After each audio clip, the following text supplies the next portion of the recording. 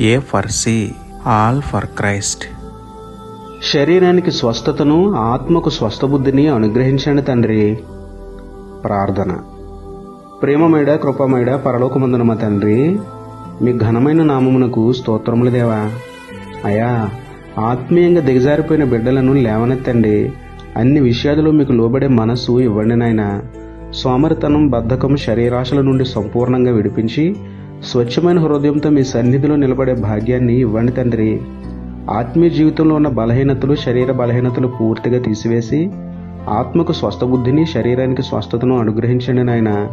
ఆత్మతో శరీరాన్ని లోబరుచుకుని ఆత్మీయంగా, శారీరకంగా మీకు లోబడే ధన్యత ఇవ్వమని వేడుకుంటూ, మా పరమవైద్యుడైన మీకే స్తుతులు చెల్లించుకుంటూ, నమ్ముట నీ వదననైతే నమ్మువానికి సమస్తమును సాధ్యమే అన్న విశ్వాసంతో యేసయ్య పరిశుద్ధ నామములో ప్రార్థించి పొందుకున్నాము పరమ తండ్రి. ఆమేన్.